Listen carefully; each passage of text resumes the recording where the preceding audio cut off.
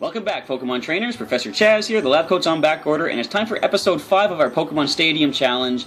I should call it Pokemon Stadium Struggles because, as you'll see when we get into this game for today, we're in a pretty tough spot. Now, we are continuing our challenge in the stadium itself. We are trying to get through the Poké Cup. My intention initially was to get to the Master Ball ranking because there are 4 difficulties, as you'll see right here. And, unfortunately, I can't get past the Ultra Ball difficulty. Now, what I could do, so basically I'm taking Pokemon from my Pokemon Blue playthrough and preparing them for these different challenges. This is the level 50 to 55 Poké Cup, and I'm bringing in the Pokemon from Blue, getting them leveled up to this point. Now, since I can't seem to get past Ultra Ball, I could technically go through Pokemon Blue and capture some more Pokemon that have better stats, teach them more, beneficial movesets and such, but I'm not going to do that, because my intention with this series is to show my original attempt at these games like Pokemon Stadium with the Pokemon I captured in Blue. So to go out of my way and capture new Pokemon that I never even used back then kind of defeats the purpose of what I'm doing with this series. So it is unfortunate that I'm probably not going to be able to get past the Ultra Ball difficulty. I am still going to give it a try, at least so you can see just what the computer likes to throw at you. Now, you're going to see accuracy changes on my side and their side. You're going to see confusion hit me more often than it hits them, and I'm just going to let the gameplay speak for itself as we get into it. But if you do want to see the Master Ball ranking of the Poké Cup, there are plenty of other playthroughs out there on YouTube. Feel free to look one of those up. This is going to be my attempt at the Ultra Ball level, and I feel a little bad doing this, but it's the best I can do, unfortunately. So we're going to check the rules of the Poké Cup. As you see here, 149 Pokemon, so anything but Mewtwo and Mew can be entered. Enter a team of 6, choose 3 per battle, Pokemon level from 50 to 55, and the maximum 3 Pokemon level total of 155. That means you can bring 3 level 50s, but there are 5 levels you can add in to play around with there. Some people go with a level 55 and 2 50s, but as you'll see, the rest of the rules are there. We're just going to skip that. We do have Sleep and Freeze clause in effect, though, fortunately, so no 2 Pokemon on either side can be asleep or frozen at the same time. And I went with, as you'll see, my team from the Game Boy game. Now, I could have chosen either Zapdos or Articuno for this, because I did capture them at level 50, but I decided, since I used Shelbert and Pikachu in the Petite Cup, and I used Squeak and Critter in the Pika Cup, I wanted to go with the other 2 Pokemon from the main Blue team, in Chirp and Rocky, as part of the representatives of the Poké Cup, and I chose the other Pokemon that you see here. Let's take a quick look at their movesets and the levels. So Chirp, we got to level 52. He's got Fly, Razor Wind, Sand Attack, and Whirlwind. Unfortunately, Whirlwind is not effective in trainer battles in this generation. It has no impact whatsoever. Razor Wind is not really good either, simply because, can I actually check the information here? No, I can't. But it is not fully accurate. It is a 2-turn move. You have to charge up on the first turn, and supposedly has a high critical hit ratio. Not that I see that many critical hits with it, unfortunately, but I could have gone ahead and given Chirp a whole different moveset, but my idea is I want to showcase the Pokemon as I left them in Pokemon Blue, because that's the movesets that they're going to have getting into Pokemon Silver. Now, I did tweak a little bit of Gary's moveset, the Gyarados, back in the Pika Cup. I taught him Strength and Surf, but I kind of had to, because he didn't have any water moves to work with, and he still had Splash. I'm not entering a Gyarados into a competition with Splash, so I had to make some leeway there and give him a couple of HM moves. But the remainder of the Pokemon, I'm going to keep what they have. I did, as you see, teach Razor Wind to Chirp as one of the TMs, and the other Pokemon on the team I did teach some TMs to as well. So Chirp is our first choice. Rocky the Sandslash is level 52 also. He has the same moveset he had back in the playthrough: Dig, Rock Slide, Cut, and Sand Attack. Next we have Machamp at level 51. He still has Karate Chop, Low Kick, and Leer, but I also taught him Earthquake from a TM, because he has some good attack stat, as you see there, 147. He can make pretty good use of that ground-type Earthquake. We're going to bring in Pinky, our Slowbro, at level 51. He has Psychic. Well, I taught him Psychic from a TM. He learned Water Gun and Withdraw naturally. Tri-Attack is also a TM that we taught him. It's not as useful in this generation as it will be in Gen 2, which is when I believe they gave it the ability to freeze, paralyze, or burn as a secondary effect. But it still gets off some power, and he actually has a higher attack stat than Special, which I'm only noticing just now. But of course, Water Gun and Psychic are both stabs, so they're going to be a little bit more powerful than the Tri-Attack. Now, along with Pinky, the Brain, our Hypno at level 51 as well, is coming in. I taught him Dream Eater from a TM. Now, I'm pretty sure it's a move they learn naturally, but he was not at the right level to learn it initially, and I'm pretty sure... No, there was a few Pokemon that could learn Dream Eater, but I think he's the one that can use it the best. So I taught him Dream Eater from TM. I also taught him Seismic Toss from a TM as well, in case we see some opposing Pokemon that we cannot get a lot of good special or physical damage off on. He has Headbutt as well for a physical attack, and Hypnosis, of course, to put things to sleep, make use of the Dream Eater. You're going to see, though, the Hypnosis is not as useful as one of us, or as one, would like to have in the game, because in Stadium, they have really minimized the amount of turns Pokemon stay asleep, and I think it's almost like it is in current generation, 2 or 3 turns maximum of being asleep. More often than not, you're going to see first turn wake up as the brain goes for the Hypnosis.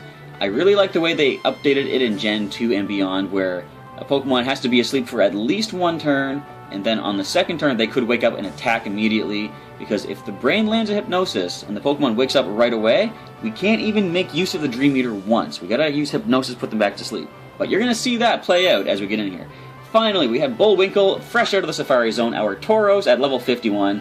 He has Tackle and Stomp were natural moves of his. I taught him Rest as well from a TM. And I also went with Horn Drill because I'm pretty sure he was the only Pokemon on our team that could learn Horn Drill from TM. And it could come in handy. Now, in this generation, the only way Horn Drill lands is if the user is faster than the target. Currently in Gen 6, and I think even Gen 2 is when this changed, if the Pokemon was at the equal level or higher, then the one-hit KO move had a chance to hit. But you have to be faster in Gen 1, and Tauros is quite fast. So you see the speed is 132, but there are still a number of Pokemon that will outspeed Bullwinkle, which means Horn Drill is going to be even less reliable than it naturally is at a 1 out of 3 hit ratio. So first opponent, Biker, has a Poison and Fighting team, so they're all going to be weak to Psychic. And I think the chance to resist water moves with our Slowbro Pinky is the way to go. So Pinky is our lead. And I do want to bring one of the level 52s in each battle that we get into. And I think Rocky might be the best. Well, Chirp might not be bad. He can get some Flying Stab off on the flying types. You know what I'm going to do? I'm going to bring both Chirp and Rocky, because Chirp will be good against the fighting types, and Rocky will be good against the poison types. Of course, the Venomoth will partly resist the ground attack, but we do have Rock Slide as well. Okay, this is... I don't know if I mentioned this yet, but I've tried at least a half dozen times to get through this off camera, to try to get to the Master Ball level, and the fact that I lost so many times means I'm just recording Ultra Ball. If I lose this time, then that is it. We're just going to call it a day. Let's go for the Psychic Stab against Venomoth as it goes for the 75% accurate Sleep Powder, and lands it. Now, how quick do we wake up? Obviously we do not wake up. So, now that Sleep Clause is in effect, should I switch in? Yes, I'm going to switch in Chirp, because we can get that flying type, or that flying type stab, fly, off on this bug type, and they can't put Chirp to sleep. So let's see what they go for. Go for a Grass type Mega Drain, which is very nice. It would have been super effective on Pinky, but Chirp does resist it quite nicely. Look at how little damage that did. Let's go ahead and fly away. We should be faster at this, or than this, being a level higher, plus we're a Pidgeot, and this is a Venomoth. So we see it goes for a Psybeam.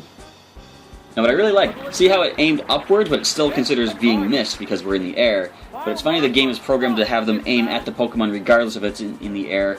Or if we get Rocky underground when they attack, you'll see that it goes downward into the ground as well. So not quite a one-hit KO. We are going to take a Psybeam in return, but I think we can handle that.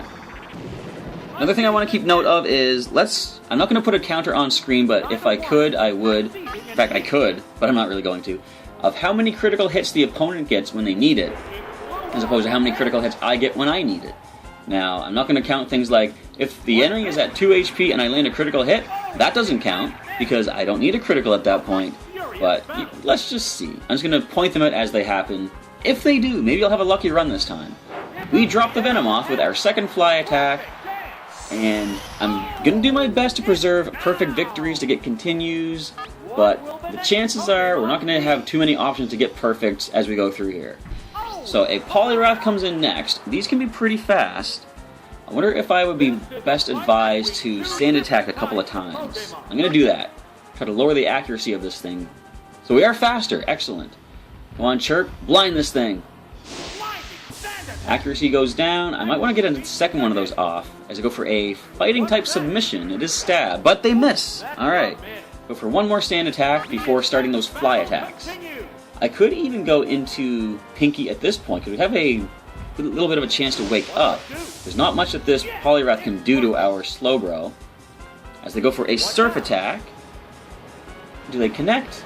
No. Now, despite the fact that the water obviously just washed right over Chirp, it does not connect, so we're going to go back into our Slowbro and give him a few turns to wake up. We can go for that Psychic attack on Poliwrath as well. So, I didn't mention at the start of this episode, but I'll mention it right now, assuming you made it this far, which I'm sure you have, like why would you leave? But anyways, I don't know how far we're going to make it in this challenge, and if this episode is going to end a little quicker than it should. Like, I'm hoping to have 2 episodes this weekend, but if I wind up getting destroyed along the way too much, I am just going to have 1 episode for the weekend. I'll let you know the end of this episode, if there will be an episode tomorrow, but essentially you'll be able to tell if I lose by the end of this or not. So we'll just leave it at that. I'm going to do my best to try to make 2 episodes of a victorious challenge. Look how many of these misses are happening, especially with the water completely washing over our Slowbro. So we have woken up. Now we can go for the Psychic and get some super effective stab damage off until they escape.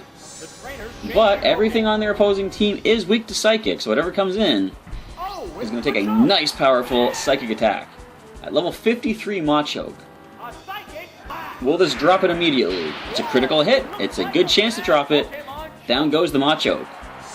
So nothing left but the Poliwrath on the opposing side, which we resist all of the stab attacks. Have we seen anything else that it used? I know quite often they can have an ice move to deal with their flying type weakness, but we haven't seen anything like that just yet, especially since they went for submission on our Pidgeot. So I think we're in a good spot to get a perfect off of this one. And they're going to get some recoil damage on this as well. Hardly any, though, because they did hardly anything to us. So come on, how much will our Psychic do to this Poliwrath? We're already almost halfway into this episode, based on my timer. We get a critical hit. Now, I wonder if the computer heard me complaining about the fact that they get criticals when I don't, and they're trying to make me look like a liar, and perhaps a crybaby, by giving me all the criticals that I need. I'll tell you this right now, I don't mind that whatsoever. I'll take every critical hit you want to give me on camera, because you didn't give me any off camera, I will tell you. But we get our first win. The Boulder Badge is ours, we have a continue. Moving on into battle number 2 against the Rocker, I believe? Yes, Rocker. So Electric and Grass is the opposing team. I'm thinking I'm going to bring my 2 level 52s again. I'm going to lead with Chirp, and if we see an Electric type, I can switch to Rocky. So Chirp is first, Rocky is second, and the remaining Pokemon, I think maybe Machamp might have the best chance against them. So we're going to bring him as well. He can go for some powerful Karate Chops on the Grass types or Earthquake on those Electric types. Chirp leads the way as we see Raichu. That's an instant switch out into Rocky, of course. So let's go with our Sand Slash coming in. We're going to avoid whatever Thunder, Thunderbolt, Thunder Wave, whatever this thing wants to go for. As we get a free switch in and go for that Dig Attack. Now it's only level 50, so that's not as much to worry about. I was considering not even bothering, they switched out, but I was considering not even bothering leveling up past 50 because I figured at this level, an extra, couple of levels won't make that much of a difference, but you know what, I had a second thought. Chances are the extra levels will make a difference, and we're going to do our best to make sure that we can do the best we can with the levels we have. So Hyper Beam connects against us. There's the first critical hit that they needed, but we are still at over half HP, so we do get the Dig Attack off. This is a level 54 Electrace as well. Now they have to recharge, of course. Will we be able to one-shot this with the Dig Attack? Come on, Rocky, put everything you have into this, buddy. Super effective, and down it goes. Now, we do have to switch out if something other than the Raichu comes in, because Rocky is our trump card, so to speak, for that Raichu. We can't lose him before we take that thing down. So in comes the Raichu. I can dig right now.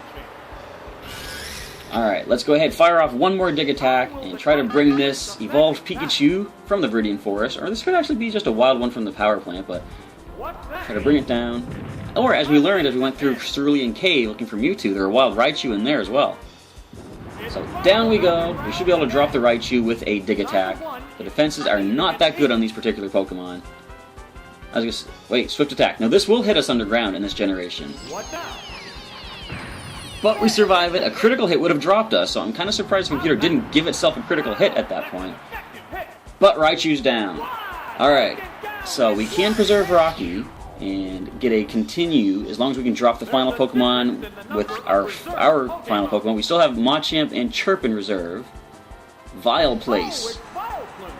So people talk about sometimes finding your happy place. This is your vile place right here, everybody. Quite the opposite. I think I'm going to go to Machamp, because of course we're not going to survive a grass attack with Rocky. Probably wouldn't even survive a poison attack at that level. But we can go for some Leer attacks and try to lower the defense, and then switch to Chirp, go for the fly attacks, and hope that we drop it. Unless the Petal Dance brings down Machamp, because this is going to be powerful. Now we can survive one more. Not if it's critical, but I'm going to go with the Leer attack anyhow to lower this thing's defense. And we're faster than this thing. Okay. So the defense is down. Let's see how much this next Petal Dance will do to us. Unfortunately, Petal Dance is the move, or kind of move like Thrash, that will confuse the user after a few turns. Yeah, Machamp will not survive another one of those, so I'm going to switch into Chirp right now to get the fly attacks against this thing. As it tries to fly itself. See that? It took off with its pedal propellers, or whatever you want to call those. So Machamp returns, Chirp comes in. Let's try to drop this with a couple of fly attacks. I don't think we're going to one-shot it with the fly, even after that Leer. But, you know, it could surprise me. So, minimal damage on that Petal Dance. As we're going to go into our fly attack to try to drop the Vileplume. Come on, Chirp, pull through, buddy. You can do this. It's a grass type. You have type advantage over it, as it goes for Stun Spore and hurts itself. Alright, I'm going to say this current playthrough, this current challenge is going much better than the ones off camera did, because generally the computer would give itself all the benefits and all that good stuff. But we land a critical fly attack against the Vile Place, and we drop it, getting another continue, another perfect win. So, that is definitely something good on our side. Excellent job, Chirp. Alright, so Pinky got a lot of criticals, Chirp got a critical in that one. I suppose... Well, I'm not going to apologize to Pokémon Stadium just yet. I'm going to wait and see if I win this challenge, and then I will apologize for complaining about their critical hits. But we're on to battle number 3 against a Juggler. Now, I like this guy. I won't tell you the strategy just yet, but I'm going to wait. You can see it as it gets underway. Now, Pokemon for me to go with, I think I'm going to lead with the Brain, because we can hypnosis a lot of things to sleep, and he will resist any psychic stab from, or psychic and fighting from half the team. So Brain is going to be our lead. And between Chirp and Rocky, I want to bring one of the level 52s with me, so I'm going to bring Rocky, because he can get some ground attacks off on the Golem. Well, Golem and Gengar. Yeah, I'm going to bring Rocky for the dig attack. And just to resist additional psychic or fighting attacks, I'm going to bring Pinky along with the Brain. So Pinky and the Brain and Rocky are the team as we get underway against this Juggler, although you could probably consider him a Gambler. In fact, I'm almost willing to bet that they kind of mixed up the trainer class at this point, because as you will see, they go for one particular kind of attack quite a bit. I'm going to go for Hypnosis, and try to put this thing to sleep immediately. Now, it doesn't land, but I'm okay with that. Counter! Alright, so gotta watch out for that. I could have gone for a headbutt or seismic toss, and they would have countered that right back at me. But I'm going to try to put this thing to sleep, and we're not going to really get much power off with the Dream Eater, of course, but as soon as it's asleep, we're not going to worry about any other attacks it's going to launch our way. Now I can be a little bit annoyed, because although they're going for counter, so I guess I'm not that upset. But technically, one of those Hypnosises should have hit by now. Now this is what makes this guy interesting. He goes for these metronome attacks, and I really like that. Metronome is a crazy, random thing. I love crazy randomness. But random number generator of accuracy, I'm not that big a fan of, unless it works through for us and we manage to land the Hypnosis. So they did just get Reflect up with the metronome. I'm going to go for Seismic Toss, because that will not be affected by the defensive wall of Reflect. As the Mr. Mime stays asleep. I am happy with that. I will take it. So I wonder... No, I'm not going to waste a Dream Eater. I was thinking I could go for that, but I don't even need to heal back any HP, and we're going to do a definite 51 damage with the Seismic Toss. So that is the move to make. Do they wake up now? I am very happy with this attempt through Stadium. They got maximum turns of sleep. That never happened off camera. So one more Seismic Toss will drop the Mr. Mime, but I wonder if they're going to switch out at this point. even if they do, there's nothing else that the brain could do if they go into their Gengar, so let's just go with the Seismic Toss as it wakes up and gets tossed into the trash bin. Down it goes. Now, it's interesting the announcer calls it Seismic Toss. There's a number of interesting pronunciations that you'll find in this game. I like how when Tangela comes out, it's called Tangela. But either way, let's go ahead and take on the Chansey. Now, we could Seismic Toss this, but we'd be here all day. So I think, first of all, we're going to try to Hypnosis this as well. And we can switch into a more physical offensive Pokemon, although the brain could try to flinch it out with Headbutts. We do put it to sleep. I brought Rocky with me, I'm pretty sure, didn't I? So it wakes up immediately, whatever, we're going to switch out. Let's go for a bit more power with our Sandslash Rocky, who could try to flinch with the Rock Slide, or just go straight up with the Dig Attack. Just in case this thing knows counter as well, though, I'm going to go for some stand attacks first of all. And it goes for Sing. Now this could probably land. It does not. Alright, so let's make sure it doesn't land one of those. Let's go for the Sand Attack to try to blind it. We should be faster since the brain was already faster. But they switch out, so whatever comes in is going to be blinded by the sand. And it's Gengar. Well, here's sand in your eye, buddy. I love that. Rocky just kicks it in his face. The accuracy does fall. I'm going to go for the Dig Attack right now. This thing can have Hypnosis, though. And it has Hypnosis. But if Rocky falls asleep, which he does, then of course, like I said, Sleep Clause is in effect. I can bring someone else in. Never mind, Rocky wakes up immediately, so we can go for that Dig Attack right now. Chances are they're not going to land another Hypnosis by the time we get our Dig Attack fired off. There we go! Excellent. Rocky digs underground. We're going to be able to pop up and floor the Gengar. Fortunately, abilities do not exist in Gen 1 or even Gen 2, so you are not levitating just yet, good sir. And with your defenses, I don't believe you're going to be able to handle this Dig Attack from our Rocky the Sandslash. Dig this! I can dig it. Alright, Gengar, or Gen-Gar, falls to the ground type attack. All that's left is the Chansey, which we are going to throw some sand attacks at, as I said.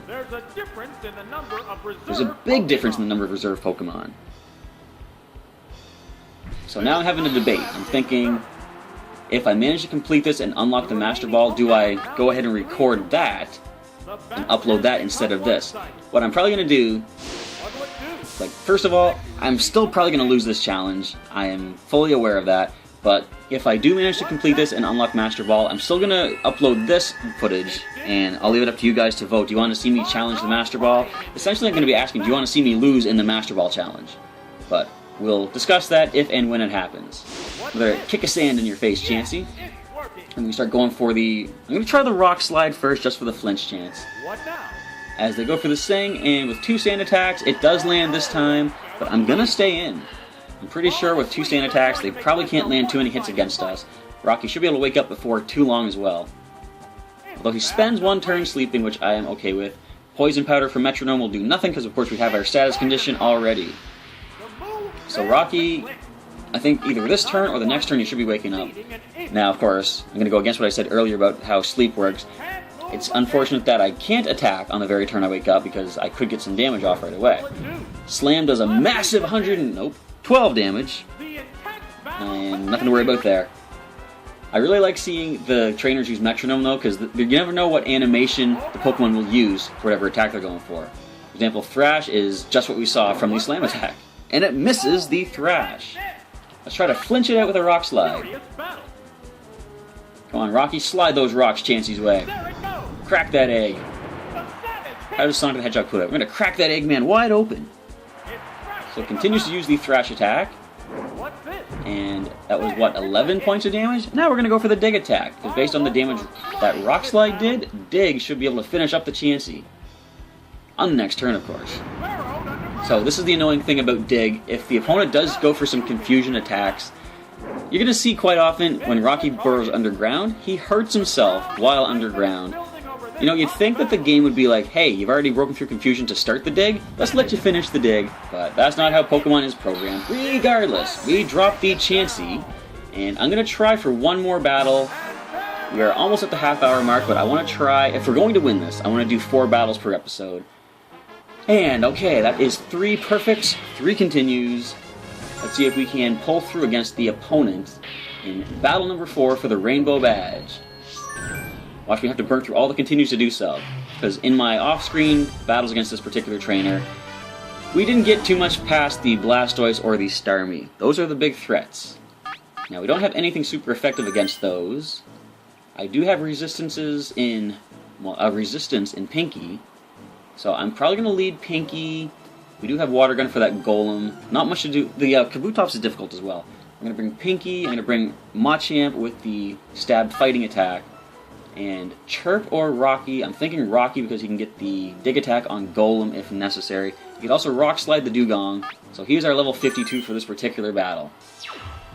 This is the first of the real challenge of the Poké Cup in Stadium, as they lead with the Starmie.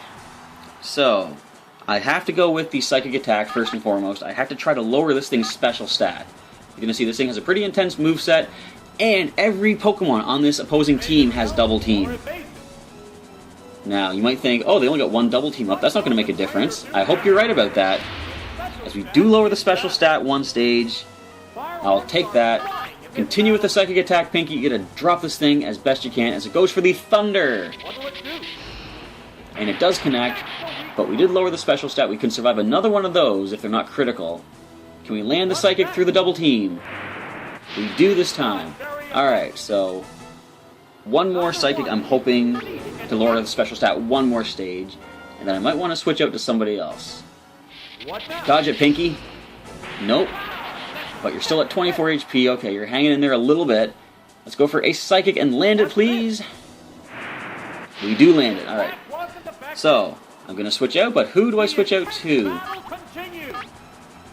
I'm thinking Machamp is our most expendable, unfortunately. I hate to refer to Pokemon in that way, but he is. So, he's coming in. I can go for a Karate Chop or even an Earthquake. Should get the drop on this Starmie. But we gotta survive some hits before that happens. And here comes a Hydro Pump. Misses, yes. Alright, that is luck. Definite luck on our side. I'm gonna go for the surefire critical hit of Karate Chop. Unless I go for a Double Team, which they do. So, evasiveness is at +2. Probably gonna miss this Karate Chop. Wait for it. No, we land it. I was gonna wait for it because if you miss, you hear like this whiffing sound, which I kind of like. Of course, I don't like the effect of us missing when we do so, but, you know, the sound effect is just a nice little kind of bonus. So, we have a Kabutops, weak to the Fighting Stab, but also weak to Earthquake. I think I want to lower the defense. I'm going to Leer first of all.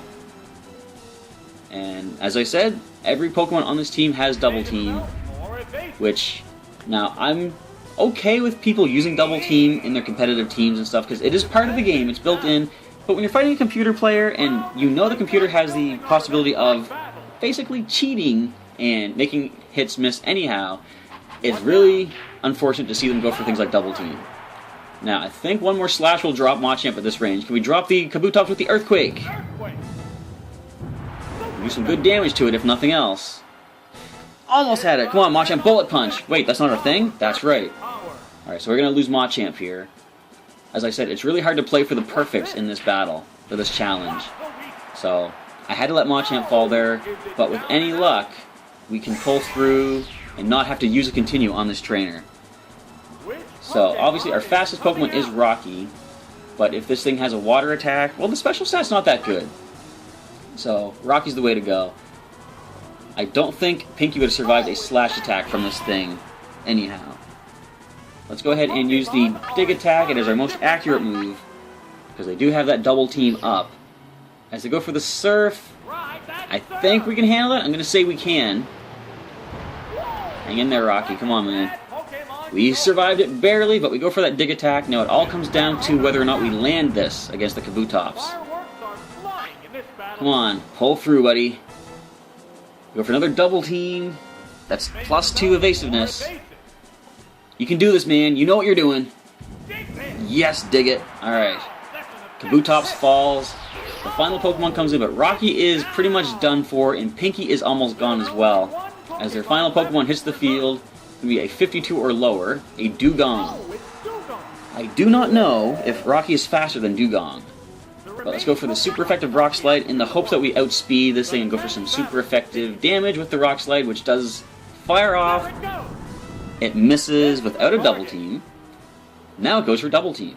At least that gives us one more chance to go for a Rock Slide. So, we missed without the double team. With the double team up, we are sure to hit, of course, right? That's how that works, isn't it? Obviously it is. So we might flinch it. But the Ice Beam fires off, no flinch. Rocky falls, it's all down to Pinky and the Psychic attacks. So it's looking a little iffy at this point, but we do resist both stabs. But we only have, like, we're in the red HP. How are we going to make it through this? So, as I'm about to lose this, I'm going to say, if you folks want to check out the Blue playthrough and suggest different Pokemon that I can bring into this challenge, you're more than welcome to. I welcome any suggestions you might have. As Pinky falls. So we are going to end the episode with this, but tomorrow's episode, which we will have, I'm going to start firing off those continues, and hopefully we'll be able to get enough content for a full episode. We have at least 3 battles with those continues. So, as I say, feel free to leave me a comment if you want to see me try this again, assuming I lose tomorrow, which I'm going to say I will. But if you have any suggestions on other Pokemon I should bring for a rematch in these Pokemon, or the Poké Cup challenges, feel free to let me know which Pokemon you want to see the next time. But with that, come on back tomorrow just to see how well we do, because, as I say, we might luck out and pull through. Anyway, I'm just repeating myself at this point. Feel free to come back and leave a comment and just, let me know what you think I should do. I want to say thank you for checking out today's episode of Pokémon Stadium, and I'll catch you next time.